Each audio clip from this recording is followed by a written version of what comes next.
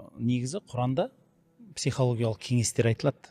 Стресске қалай түсіп қалмас жолдарын, күйзеліске түспес алдын алуды да айтады. Мысалы, қолыңды дейді, не дейді, күлләл басты дейді ғой.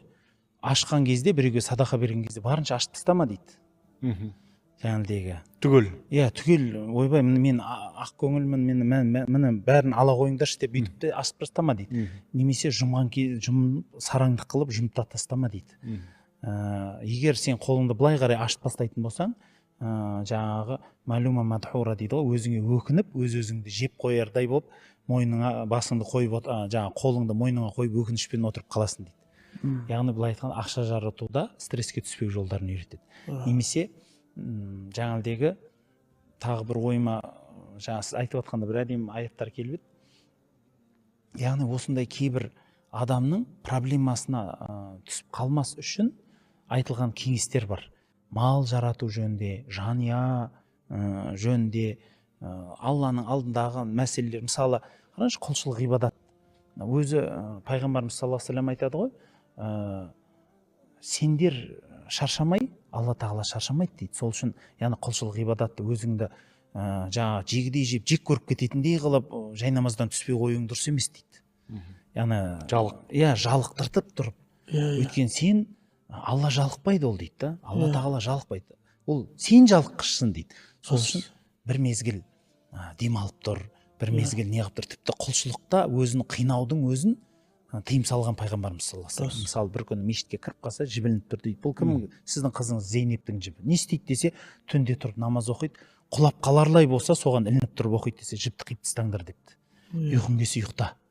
Яғни әр нәрсенің өзінің ақысы бар деп, мысалы, анау кімнің, Салман Фарсидің айтқан сөзін мақұлдағаны бар. Былай қарағанда, психологиялық адам өз-өзін шаршатпау, өз-өзін әрбір нәрсенің балансын ұстай білу, құлшылық ғибадаттағы баланс, мал дүниедегі баланс, жанұядағы. Мысалы, қараңыз, жанұяның астын айтады. Инна мин азуажикум ауладикум фитна. Ол кішкентай фитна. Біреуінде айтады, адуваллакум дейді. Сіздерге кейде ұлдарыңыз, әйелдеріңіз дұшпанда болып қалады дейді. Дұшпандық жасап қояды. Өздері білмей жасайды ғой дұшпандықтарын. Сондықтан жаңағыдегі, бірақ сонда айтады да, сендер оларға кеңшілік қылыңдар, жұмсақтық қылыңдар. Ол яғни сені кейде намаздан тосып қояды, ұлың немесе әйелің. Немесе өйткені сол аяттың түсу мағынасы да сондай еді ғой. Біреудің келіншегі қатты еркелігінен соғысқа барам десе, келіншегі күніге бір нәрсе шығарады деген, балам деп, келіншегім деп соғысқа барамай қалады деген. Сонда осы Құрандағы аят түсті дейді да. Кейде сендердің ұлдарың мен балаларың мен әйелдерің дұшпандық жасап қояды. Бірақ жаңағыдегі соларға кешірімді болыңдар, кең болыңдар, яғни ақылыңа сал. Мынау маған дұшпандық жасады деп келіншегінен ажырасып кетіп, баланың бәрін есігін жауып тастан, бірақ Құдайдың ісін ұмытып қалмасай дегені ғой. Яғни Құдайға дұшпандық қылып қойма деп, яғни былай қарағанда адамның құлшылық ғибадатындағы кеңестер. Қарасаңыз, Құранның осы психологиялық мәселелердегі кеңестері, мал табуда қалай берекелі болу жағынан. Мысалы, айтады ғой, малыңды міндетті түрде мал тапқанда Құдайдан берекесін сұрап ал дейді.